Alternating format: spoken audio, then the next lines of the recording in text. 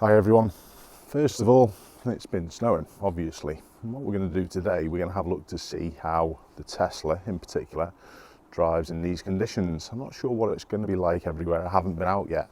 So first thing we've got to do is clear the car.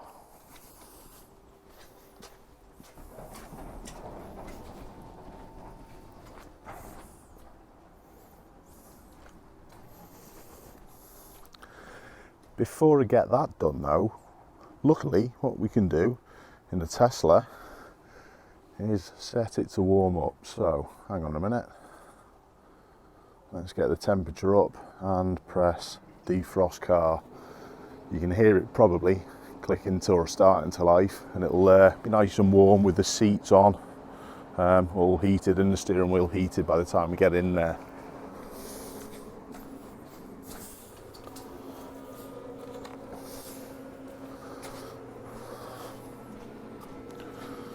Now, I tend to use a soft brush. I tend to find it's a little bit easier way of dealing with it, and I will clear all of the snow off the vehicle, bonnet included. Make sure all the lights are all done and dusted, and we'll be ready to go, and the car will be nice and warm.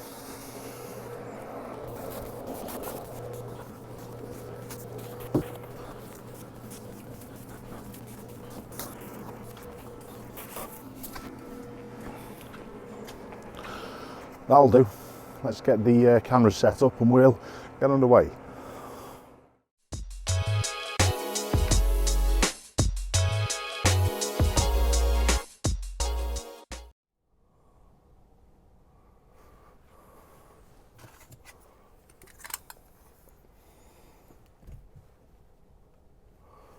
Looks pretty stable. Right, get this bag away. Back record, and away we go. So, cameras all set up. I think that camera position is quite good. I'm going to try that one for a change. It's just attached to the pan roof, that's all. Now, what we're going to do is head off out. Lights, first of all. When you're in any poor weather conditions, make sure you've got dip headlights on. Don't think it's looking like it's going to snow imminently, saying that. The cloud at the back of us looks a little different, but it's really important to be seen. So make certain that you've got dip headlights on whenever you're driving in poor conditions. Now, not sure, like I said, what this is going to be like, so we're just going to, as normal, wing it with these drive like a driving instructor videos. Let's get off my path. Now, the first thing I'm going to do, I'm going to test a little bit of traction here. Car's out in the open.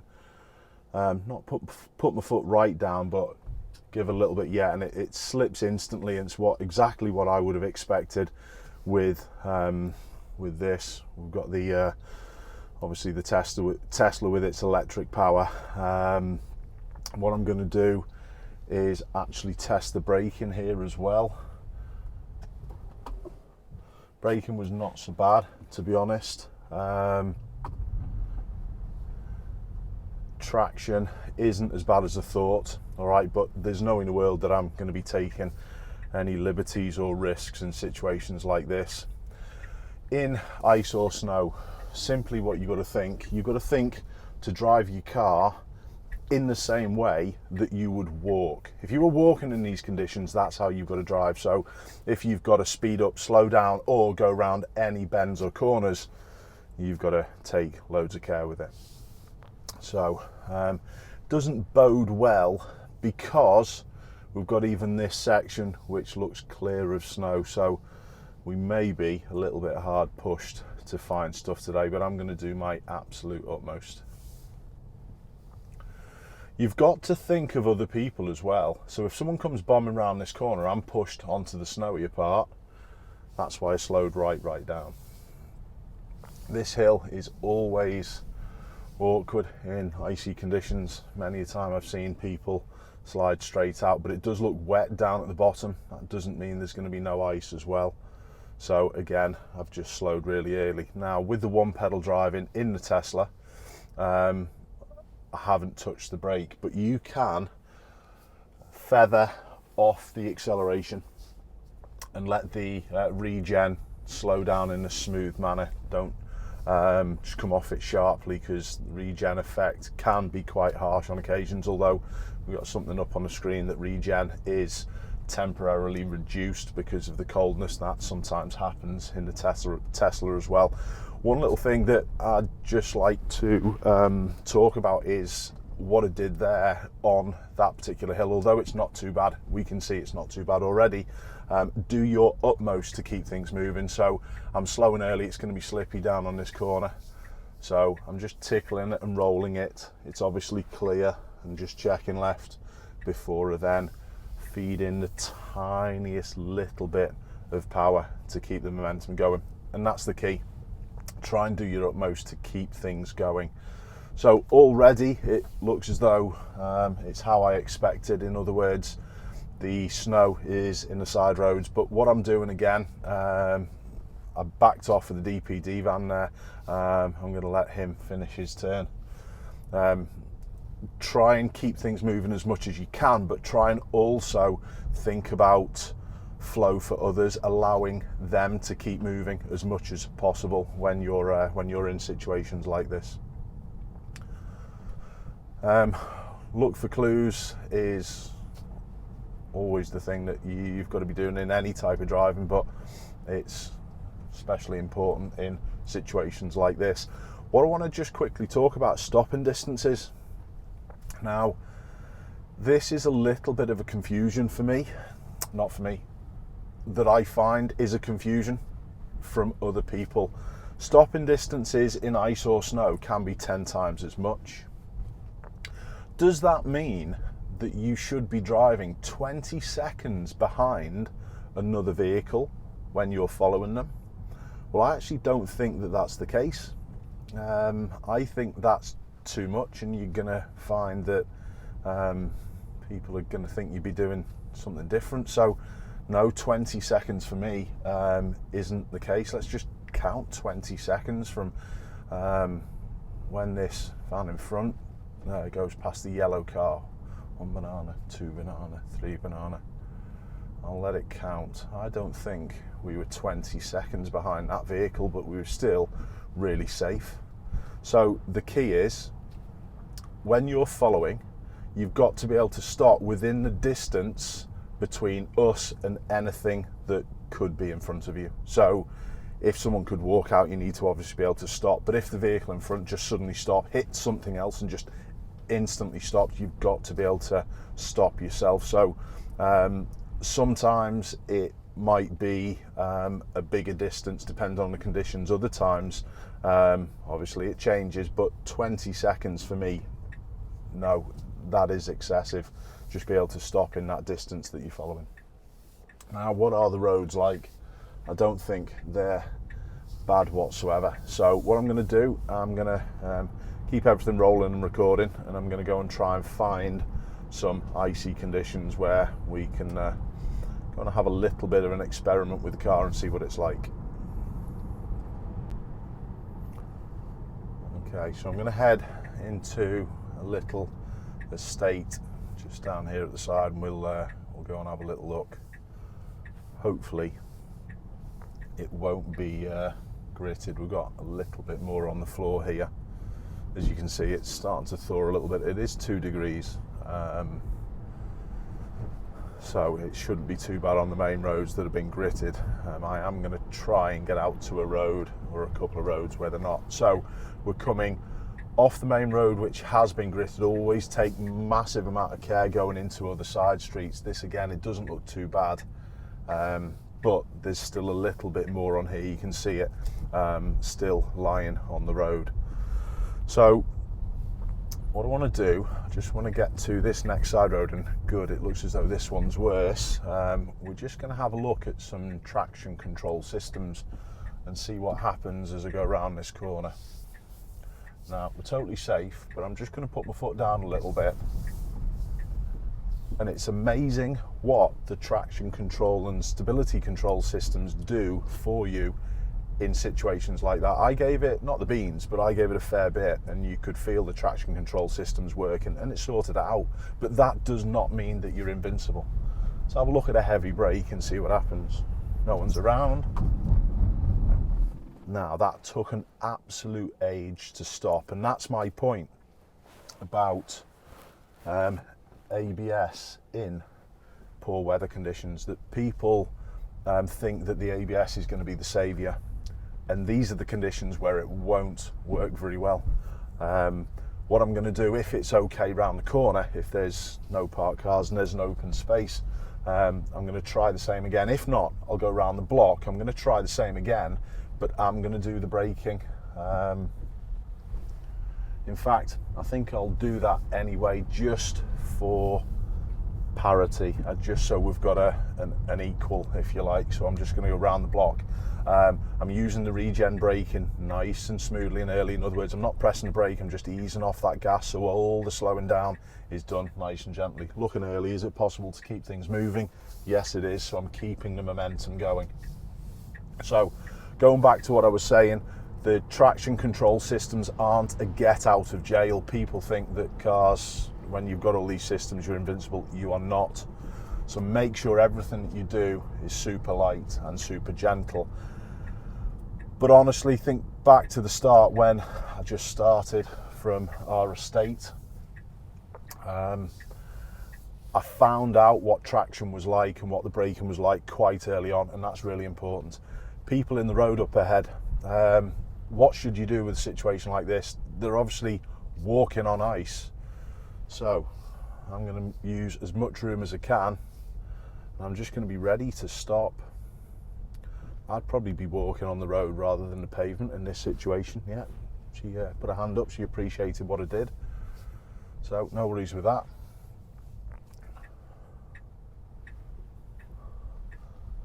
So, should I give it the beans round this corner and see what happens? Let's have a go. Brilliant. The systems nowadays are fabulous, but remember, doesn't make you invincible. Right, let's have a little look at a heavy brake with me doing it. I think I stopped a little bit heavier and better. You could feel the car rock to a stop there as I came to a stop with me doing the braking, and I was just feeling it. I was feeling for grip. If you feel a little bit of the ABS kick in, that will do. You don't want to keep on increasing, because that's when the car's going to keep on sliding. So you're just really feeling for that little bit of grip. Like I said, it's a funny sensation, the ABS. I remember years ago, first happened to me. ABS kicked in, and it was not that far away. It was just down a slope on some wet weather. I went over a manhole cover. The ABS, the brake pedal, jutted all the way down. So if you feel that, that is meaning that you've overdone your grip. You've reached and gone beyond the grip levels. So you need to do things in a gentler way, and that's really important. Right, let's go and find someone or somewhere else where we can go and see what to do in these conditions.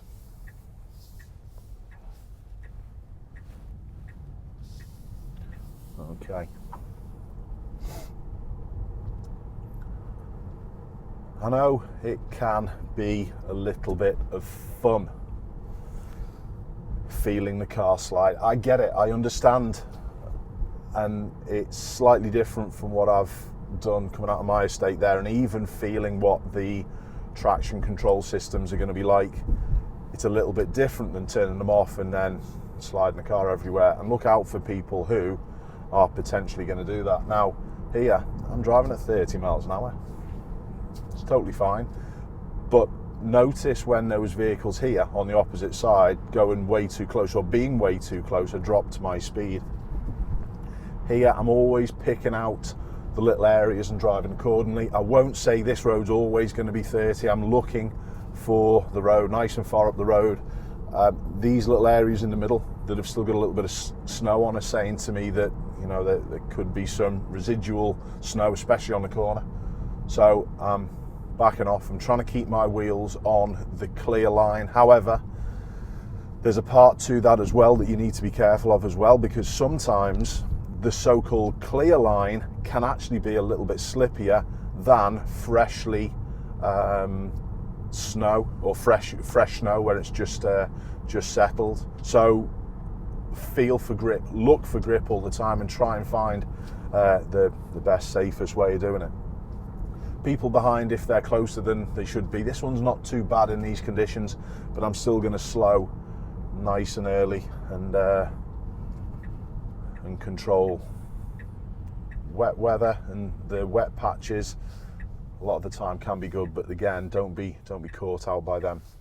Sometimes there still could be a layer of ice underneath, and that's when it does become lethal. All right, I'm going to go and find my way into a little housing estate a little touch further up here, and we'll go and have a little look and see what's what. One thing that I would like to add is, if you don't have to drive in these conditions, don't. This isn't too bad. I think you get where I'm coming from. That this is honestly totally fine, and makes a little bit of a mockery, if I was honest, because they've cancelled all the driving tests today. And people have been waiting for months and months and months for the driving test, and then they're going to be put back months and months and months again because of weather conditions like this. They're not extreme. I understand that there's a health and safety part to it that the examiners have got to be careful with, but if you can't drive in these conditions, honestly, you shouldn't be allowed a license. But it's awkward for us driving instructors to teach these conditions, because I've really been waiting for a snowy and an icy day to teach for ages. Now, what am I going to do with this? Now, I am just going to look into this junction and just see whether there's enough space. I was just looking for people to come out, making sure they weren't, but just used a little bit of an area there to allow the flow. I know it put me offline. I don't care, to be honest. I'd rather that delivery guy who's got stuff to do keep flowing. So you can see we've got a little bit worse of a problem here. I'll go back to what I was talking about the tests shortly. I haven't quite finished with that, but I'm always aware of other people cutting corners. People will take less tight lines. They'll take more gradual turns so they can keep things flowing. So just be aware of that when you're coming up to junctions, not just turning in them as well. People will cut corners. And look out for people approaching too quick. Look for the clues. Cars will often understeer. In other words, they'll put the steering on but still continue straight because they are slipping. Look out for that and try and leave that area where they could understeer into, or just continue skidding straight in front. Try and leave that clear when you're approaching junctions. It's not always possible, but do what you can to minimise risk. This looks fun. Okay, let's have a little go at this. Markings, can't see them very well. Just about make out the giveaway line, but treat everything like a big unmarked crossroads. We're all good. So going back to what I said about people with the tests, yeah, I think that if you can't drive in conditions like this, you shouldn't be allowed a license. And honestly, us Brits, we are terrible at driving in anything but perfect conditions. We just don't know whether it's a lack of experience with it, or whether it's the fact that we only drive with these summer tyres on all the time. And honestly, the cross climate ones or the winter tyres do make a big difference. But even myself, I've never bothered with them because I don't think the weather is as bad as, you know, different parts of mainland Europe and definitely around the world. And I think that's the key. When you don't think it's worthwhile, but really it is. But that extra cost and the problems of storing another set of wheels or tyres is the thing that puts people off. What's the solutions that maybe you've got in your country where you live regarding winter tyres? I know Germany, I think you've got to at certain times of year. Correct me if I'm wrong, I've never driven across there. Now I'm just going to hold back and just let the P-plate just keep moving. Well done for seeing them out. well done for seeing them acting in a sensible manner with it. All good. So yeah, let us know what it's like in your country regarding winter tyres, and do you change your tyres at different times of year? Like I said, I don't. Maybe I should. Maybe that's something that it's probably a little bit late now, but maybe it's something that I should be thinking next year. Tell you what, I will do that next year, and we will try and find a little bit of info on what's best to do, what different times, bus notice. I'm making sure that they're not going to slide out into my path. I'm altering my speed there, so it wasn't going to be an issue. So yeah, I promise I'll do that next year. So the conditions aren't too bad. I don't think there's much else that we need to do. Just try and tickle things along, keep it moving if at all possible. If you do struggle getting away, there are occasions where taking off your traction control might be a help getting away. When you're out in a car in these weather conditions, take the appropriate caution. Take some warm clothes with you, a shovel, de-icer, blankets, make sure your phone's charged, make sure you got the correct amount of fuel. Now I'm going to hold back and just let this guy finish crossing, because like I said, we've got more grip than pedestrians, and it's a funny mindset that, but we generally have in a car. What's that light moving off? Yeah, it was all right. It was okay. Yeah, generally in the car, we've got more grip than you would have walking. So it's more difficult to walk than it is to drive, but we've still got to have that same mentality. I appreciate people pulling out. If they do pull out quickly, they may lose a little bit of traction. I'm always watching for that. Watch for the wheels spinning. Usually most cars are front wheel drive, so you'll be able to see it, but different things. The Tesla, this is rear wheel drive, so slightly different mindset with it. I tell you what I'll do, I'm not finishing quite yet. I'm going to go and get on the out of town roads, and we'll go and see what they're like. We'll go and see whether they've been gritted and what condition they're in. But like I said, this section, it's all good. Just be careful of braking suddenly as well. We've already discovered the grip that we've got. National speed limit road, still a little bit of lying snow in the central position, so there's no in the world that you're going to be pushing it down here. Other people aren't anyway, so honestly, you've got a set of lights on a bridge a bit further up, it's not really going to get you that far. So just be sensible with it. I know that's a difficult task for some people on the road. Most of my viewers, I'm sure they would be doing a majority of the things that I'm talking about, but if you've just picked up one little thing, it's really important. It would be nice to get some really snowy and poor conditions and have a look at the difference between front wheel drive and rear wheel drive vehicles, in fact 4-wheel drive vehicles in some poor conditions. Like I said, the way to do that, I'd have to maybe organise a private area, whether it be a runway, or maybe there's a couple of little roads I could use in the middle of Aintree Racecourse. They've got effectively a racetrack in there.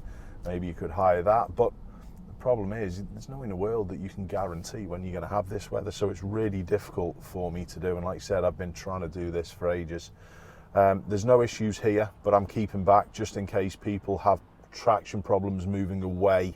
It wouldn't have been an issue here, but if you're on a hill and people could move away, it's much more difficult to get the car going as opposed to keep it moving, as I've already alluded to on a lot of the junction work that we've been doing. But give people that little bit more space, because honestly they might sit there and then as soon as they start to go, they break traction, jump on the brakes, and they might slide back into you, so give yourself some room. So, eye contact, haven't got it, so yes we have, that's okay, well done buddy. Quite like those Hyundai i30s. They're quite nice little cars, them. Anyway, I'm still having problems with my Volkswagen Golf. It's been in the workshop as I'm doing this video today. It's been in for over a week. It's got some running problems. It's had in the past a fuel pump, it's had a fuel boost sensor, it's had a control unit, and now they've found a little bit of moisture in the cylinders, so they think that there's a leak somewhere with maybe the injectors. Apparently there's two different types of injectors on the Golf. It's the low boost ones that I haven't got it clarified yet, but it looks as though I'm going to have new injectors on my Golf sometime soon. So I've done very little work this week. I've just honestly made plenty of videos, been out in a Tesla, but I do like those Hyundai i30s. It's even crossed my mind to get rid of the Golf, but I really do like the Golf, so I'll bear with it for now. So a little further up we've got some country roads. Here's one thing that just springs to mind, as normal, no script with anything that I do like this. I think everyone realises that, but paint on the road is slippy. So I know it takes more steering effort and more mechanical grip to go round the roundabout like I've just done, but don't forget those mini roundabouts. It says in the highway code you must go around them. There may be situations where you don't, and there are certain exemptions. Obviously we've got the bus coming the other way, that's one exemption, but there may be scenarios where you don't go round the mini roundabout, but there's no reason to go around them. It's safer for everyone, and it's a traffic calming measure. That's the other important thing. So I'm taking notice of the slow written on the road. Speed low observation warning isn't an official term, it's just something that you can be using to keep you in the right mindset with it. And even here I'm doing my slowing particularly early and over a long period, even though there's no one behind. I don't want to go too much on the gas or take any risks here because we had that vehicle directly in front of me. Not that I'm going to take any risks, but you get where I'm coming from. You've got to show even more caution. Is this one going to reverse out? Okay, just going to help them out, or are they letting someone in first while they're in reverse? So I'm just looking for eye contact now. She's seen me and she's seen me moving. So that just shows you what effect putting your car in reverse has on others. So that's a signal that people don't often do well with. These roads are a little bit better, worse, but better. Better for what I want to go off and do, because as you can see, I don't think they've been gritted too much. So total different mindset with these as opposed to the other main roads. They look a little shinier as well. I don't know whether that's just the road surface, but I'm doing 32 miles an hour. Got some warning signs. I know this road well, but again, I'm just slowing nice and early. So a little quick look onto the left onto the motorway. That's all flowing nicely. It's good to see. Now, I'm not going to pinch any inch on or over the white line in that situation.